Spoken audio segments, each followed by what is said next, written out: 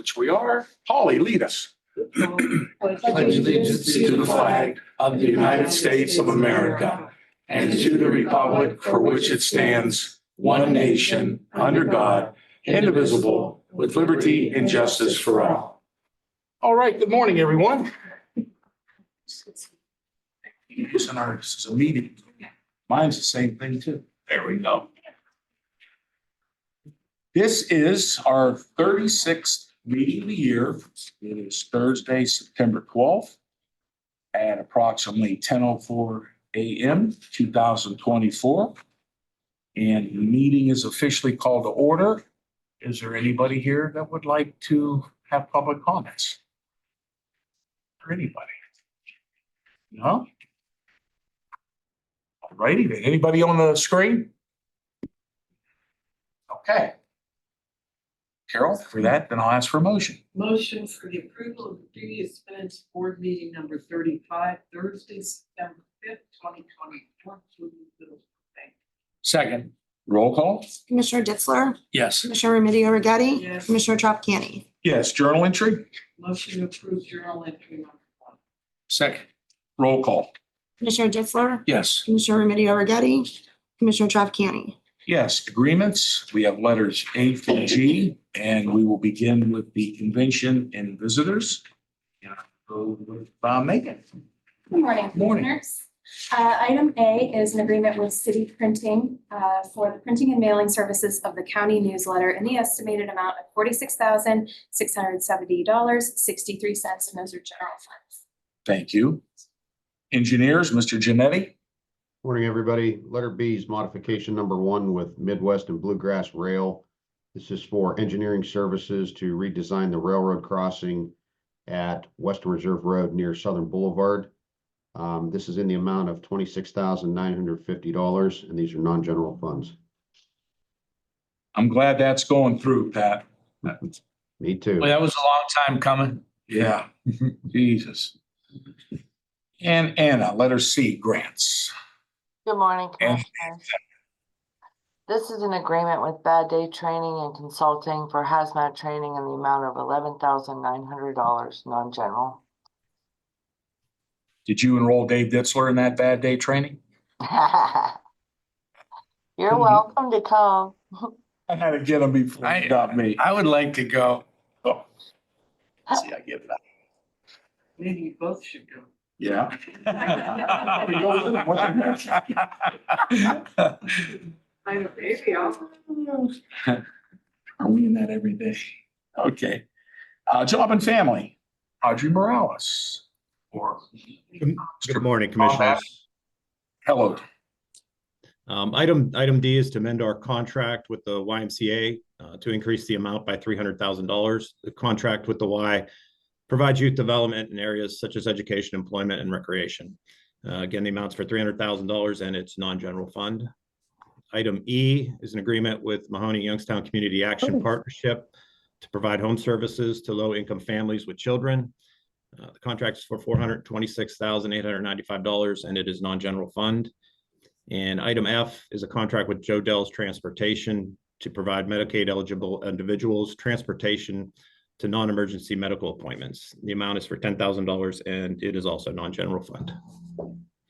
Thank you very much. And sanitary, Pat. Commissioners, letter G is an agreement with Zastian and Rich for management consulting services in the amount of $25,000 with renewal options. These are non-general funds. Thank you, sir. Motion. Motion approved number 2, agreements A through G. Second. Roll call. Commissioner Ditzler, Yes. Commissioner Remedy Agati, Yes. Commissioner Trafficani. Yes. And change orders. We have letters A through D. Domestic relations. Jimmy. This is a change order number 1 with 42 Systems integration for courtroom audio conference system, an amount of $210.56. There was a change in the microphones from the original contract. That's what this is. And it's non-general fund. Thank you, Jimmy.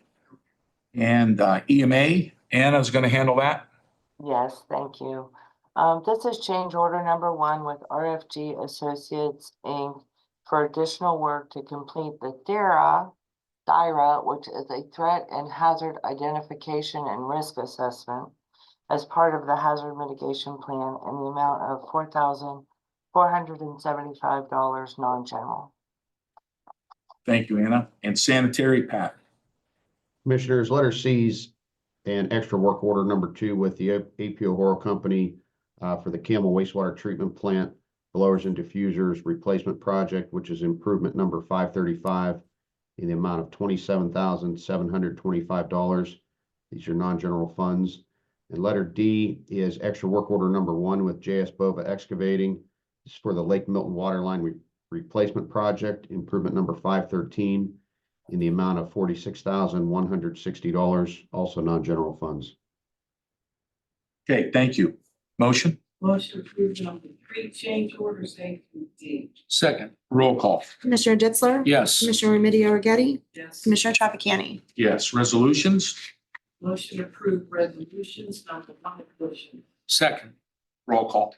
Commissioner Ditzler? Yes. Commissioner Remedy Agati? Yes. Commissioner Trafficani? Yes. Moving on, resolutions A through F. I will do letter A. Resolution changing the county seat from the Commissioners' hearing room to Springfield Township Administration Building, 3475 East South Range Road, New Springfield, Ohio, on Wednesday, September 25th, 2024 at 4:30 p.m. And letter B. Jen. Yes, B is a resolution to accept the amounts and rates as determined by the commission and authorize the necessary taxes levied in certifying them to the county auditor for the ORC. And C is a resolution to direct the expenditures from the opioid settlement dollars in the amount of $10,000 to the Mahoning County Public Health. Okay. Thank you. And Megan? Letter D is a resolution of support and sponsorship grant in the amount of $1,000 to the Mahoning Valley Historical Society to sponsor their Memories of Christmas Past display. Thank you. Wow, And we're talking Christmas already. Is that crazy? we have to get with Holly on those Christmas parties. I'll make sure that I talk to her on those. And isn't it appropriate that Holly would be the one doing it? Exactly. Holly Thanks. Make sure we're there. Okay, grants management. Anna. Commissioners, this is or are resolutions to approve the agreements and amendments and expenditures with the following agencies funded by the American Rescue Plan Act. The Mental Health and Recovery Board, $175,000 is for improvements at the campus of care for Compass and as a pass-through, and in the amount of $175,000. And the Youngstown Lifeguard Academy, $50,000, which is an amendment to the original agreement. So we'll have contributed $100,000 in total to the Lifeguard Academy. Thank you. Mr. Tarver. It's an amazing program. These kids are really doing it. Young people that are do some amazing professions. Definitely needed. And job and family. Tom. There's the Tom. It's Tom Babbitt. He's on. Yeah. Where did he leave? No, I'm here. I'm sorry. I forgot to unmute myself. The resolution is to authorize an even exchange of funds between Mahoning County JFS, which is us, and Summit County JFS. Our grants from the state are restrictive in their use, and the state allows us to exchange funds so the counties can maximize the fundings to meet the needs of each community. We would be sending $300,000 in TANF regular funds to Summit County, and in return, we would receive $300,000 in Title 20 TANF transfer funds. I just had a question. So if we didn't do the exchange, we wouldn't be able to spend the money. So doing the exchange, which is basically it's a wash, we're allowed now to spend the funds and they can spend their funds. Is that correct? That's correct, yes. Thank you. All right, motion. Motion approved number 2, resolutions A through F. Second.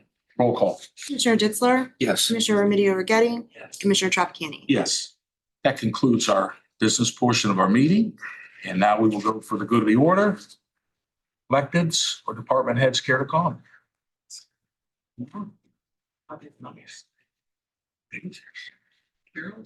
Carol? No, I just wanted to mention that, you know, Go ahead. how nice it was to, that the 9/11 memorial in Austintown yesterday. I won't say nice, but they did an amazing job to honor the memorial. 23 years, I think was the 23 years. And the time goes so fast that you don't realize that the young people today weren't even alive then, you know, and they had it, you know, the 9/11 memorial was, when I was a trustee, we donated the land that the township owned for them to place that memorial on. And it was just a wooded area, just a, you know, part of the recycling and the baseball fields for the school and stuff. And I remember there was a couple of different locations that they wanted, or that we looked at. And Pat Conley, an individual in the community that had been a General Motors employee, and Sam Schwager, a General Motors employee. You know, our community had a lot of GM workers that lived in Austintown, a lot. And they were very active in the community and helped a lot. And when that happened, you know, they were both military guys, and they had it in them that they wanted to bring artifacts back and create that memorial, but they wanted it right there on Raccoon, so that it was most visible, and because it was right by the stadium.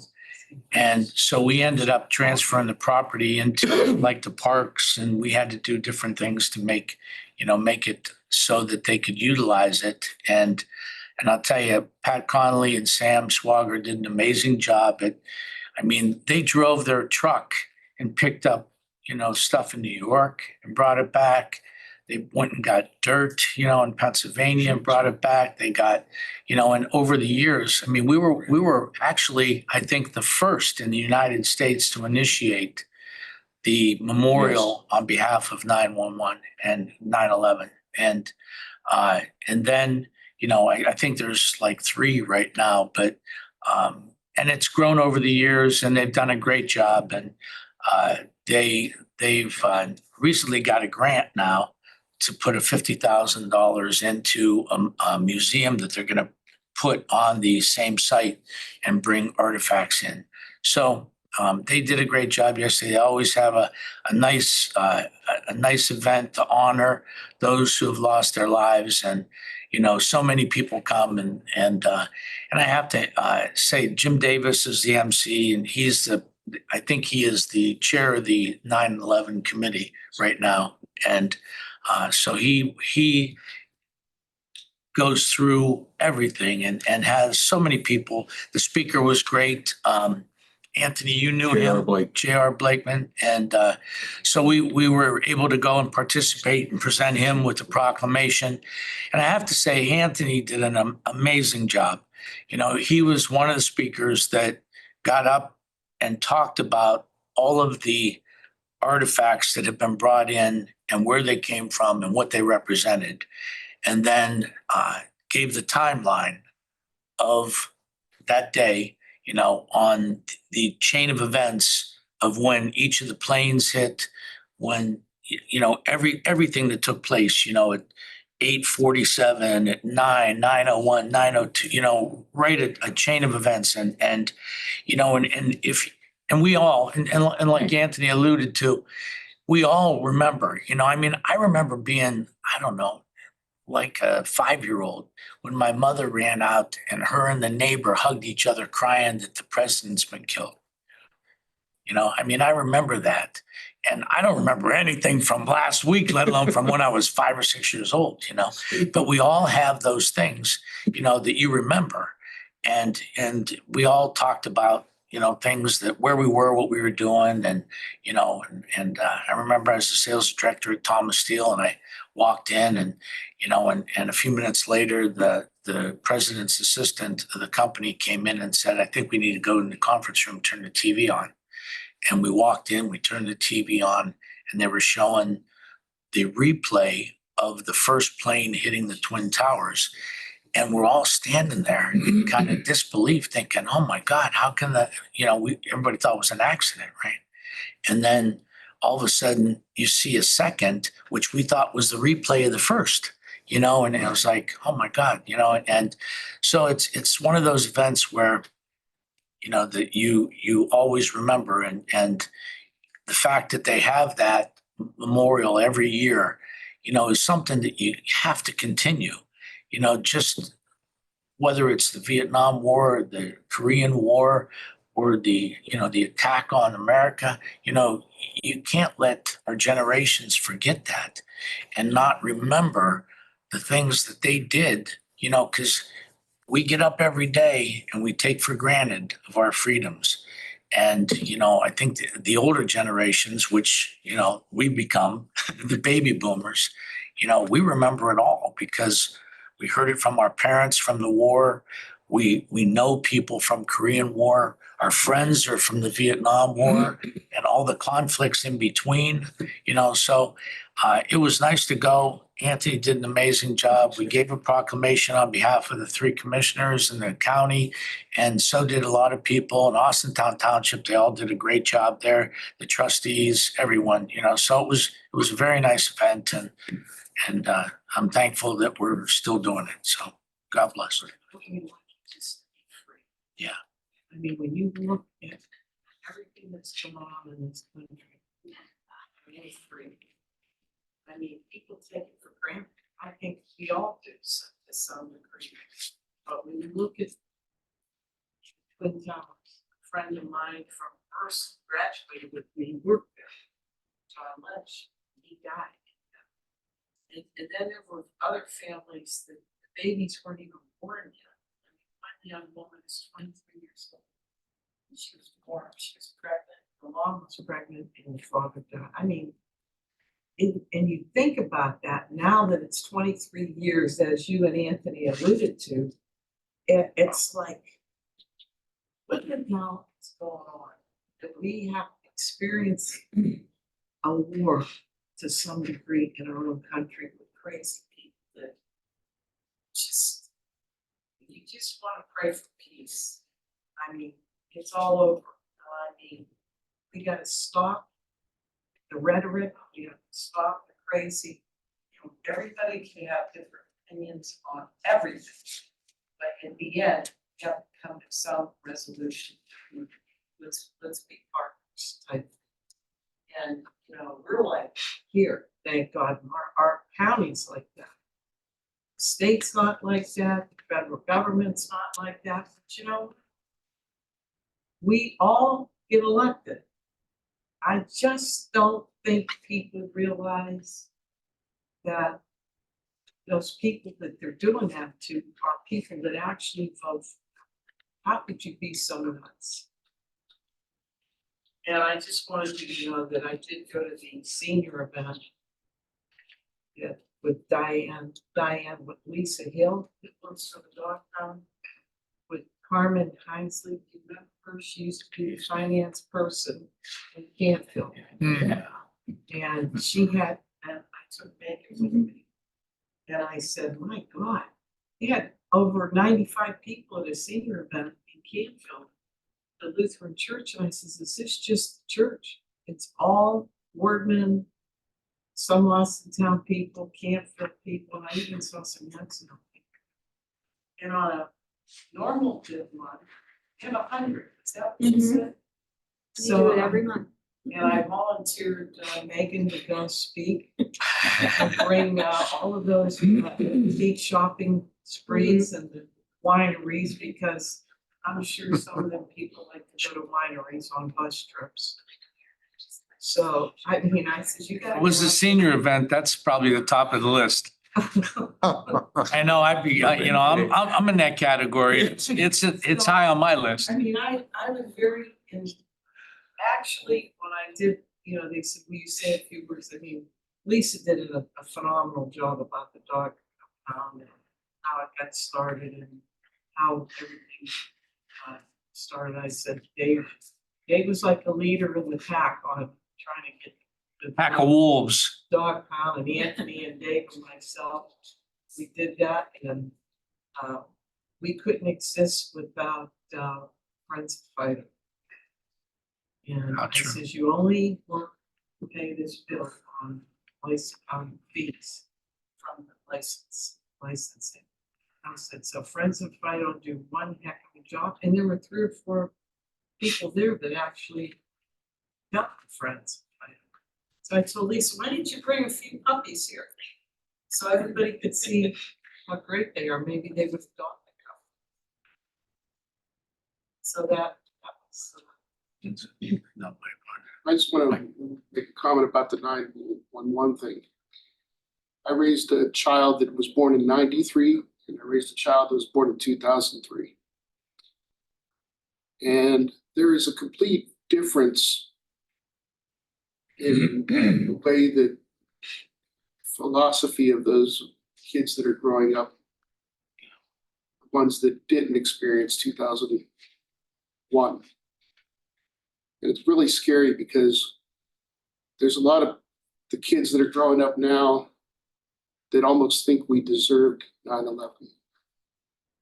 Yes.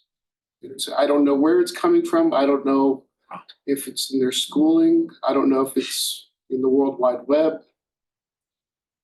But if you ever see that, if you ever experience amongst the friends of those kids, just dispel it. I've seen it myself, and I've tried to explain to them, no, we didn't deserve what we got on 9/11.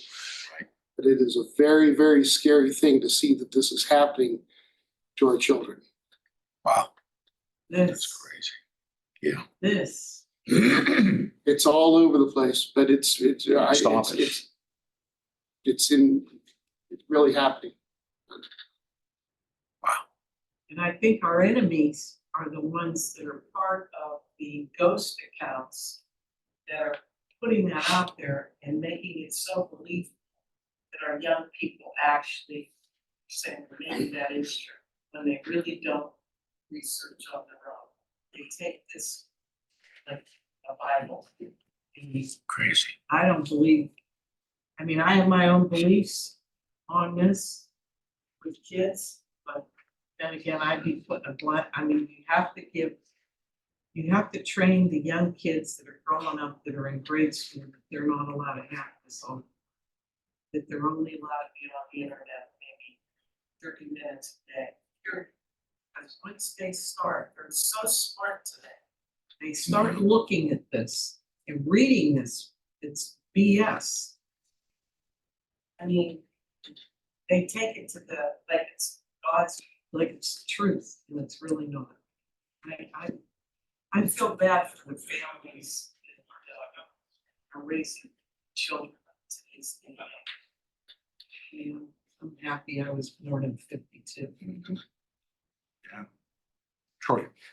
The 31-year veteran, the Air Force Reserves, and as Commissioner Kinsler said, there are things that are impactful on our life, whether it's the Kennedy assassination, the shuttle explosion. I was at YSU, the health class when that happened, and 9/11. I was at work, and we saw that, and I was in the reserves at the time, and I left work and drove home, and my wife was at home, and we sat on the couch, and I put my uniform on and said, I have to go.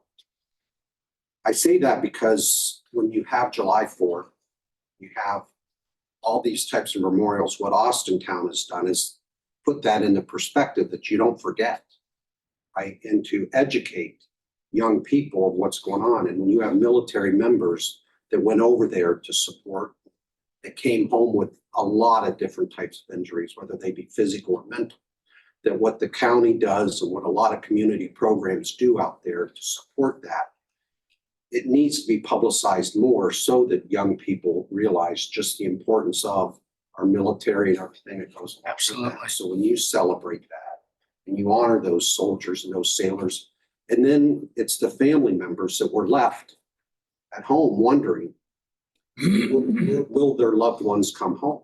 Right. Just have to remember that. So I applaud you in bringing that up. I think it's impressive. So 3,000 families, you know, think of that every day of their lives, you know, and it multiplies every year, you know, so the least we could do is honor, I mean, and God bless you, because you and Jimmy and I'm not sure who else chose to go in and protect our country. You know, these were innocent workers, you know, and then on top of it, first responders, you know, and I know I've said this before, and I don't want to keep talking because I want to hear from Anthony, but once we were able to fly, and I've used to fly into LaGuardia and have accounts in New York. And the last day I would always save and take a cab down to Manhattan and have dinner. And it was, you know, about a year after 9/11. And I'm walking down the street in downtown Manhattan and it started pouring. And there's a garage door open. I just scooted into it to get out of the rain. And here I went into a fire station that was right down there in Manhattan. And there's a guy standing in front of the fire truck with a cup of coffee in his hand. And you don't really put into perspective how close you are, you know, because I'm in Manhattan. I'm thinking, you know, how it's quite a ways away from, you know, where the towers are. And I said to him, I said, wow, I said, when I came in out of the rain, I said, I apologize for coming out of the rain. He goes, no, not a problem. And I stood there and I said, well, I didn't even realize the fire station was there, you know, tucked in the building, like in a strip, you know, and I said, were you guys part of the 9/11? And he goes, part. He says, come here, walk behind the truck. And there's a wall and it had like, I think I may be mistaken, like 60 photos. And he looks up and he points at him and he said, he pulled an age out, 23 to 68 or whatever the ages. And he said, everyone died that was on duty from the fire department, everyone. And it may not have been that many. I'm not sure exactly how and I said, well, were you hired afterwards? And he said, no, he walked up and he put his hand on one of the photos. And he said, I traded shifts with my buddy because we were out of town. He died, I didn't. And the two of us stood there and cried. You know, I'm getting teared up right now. And I mean, I literally hugged the guy and stood there. And when you interact with somebody that's personal like that, you know, it never leaves you, you know, so, you know, it's God bless you, you know, Jimmy and all the veterans, you know, because you chose to do that to defend our country.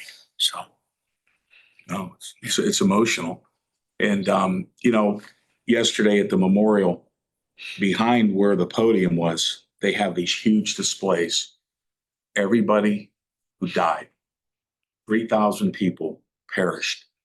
And I was in DC at the time that attack happened. And I'll never forget, all of a sudden our computers went totally blank. The congressman was down on the floor of the House and the seal came up on the screens and it said emergency. Like, what's going on? We didn't even know, you know, exactly what had happened. So there was a plane heading to go into the Capitol building and it crashed in Shanksville. If you remember, Let's Roll, Flight 93. They stopped that plane from actually flying into the United States Capitol where everybody was. And I think really that was their goal. The distraction was the Twin Towers. Okay, the Pentagon was like a coin flip if they could hit that, and they did. But they wanted to hit the Capitol building. So the congressmen were immediately rushed away, and they have a tunnel that goes 1.5 miles underground, and it's bomb-proof shelter. And that's where they took all of them and the senators, and that goes, maybe I shouldn't say, but it goes under the ground for a couple miles to a place that looks almost similar to what you see on the well of the House. And that's where everybody gone because they said the country was under attack. And we couldn't move, we couldn't do nothing. You could not fly out of there. It was the most scariest thing that I ever felt in my life. And, yesterday, hearing the recounts of what happened that day, I mean, it's just a tragedy beyond imagination. It's unfortunately, that's a memory that we have to remember. We remember when Kennedy got shot, Apollo went on the moon, Berlin Wall come down, but we have to remember 3,000 lives are lost. And, Mike, and I can't believe the fact that somebody's teaching these kids in school that was something we deserved. Usually the biggest bully on the playground has a big mouth until somebody punches them in the nose and they see blood coming out. Well, if you'd meet the families, and I have met some of the families that lost everybody in New York City, and they will go to their grave not happy, upset, and just recounting because those people couldn't come home that day to their family. So that's very disturbing to hear that. And it's the truth. It's disturbing. I swear to God, the kids out of these kids' They're not mouths. teaching it in school. It comes out of their mouths. I mean, it comes out of the students' mouth. They're not teaching. I watched that. 93 fly over Girard very low. It came over Poland too. I was at the gas station on Klingen Road, right there, 224. This plane was so low, I could read the letters on the bottom of it, this huge jet. And that's the one heading to Shanksville, Pennsylvania. Somerset, Low and Yeah. slow. Somerset, PA. Why is that plane Yeah, I flying was so there. low? I was just It there. was eerie, Really? very Is that where eerie. it's at? Plane in the sky. Monument? And there's Well- a tower of chimes. We better get our priorities straight, keep our military Yeah, strong. a certain wind. Okay, anybody else? No? Amazing. Motion, Motion to adjourn. Second. roll call. Commissioner Ditzler? Yes. Commissioner Remedy Agati? Commissioner Trafficani? Thank you. Next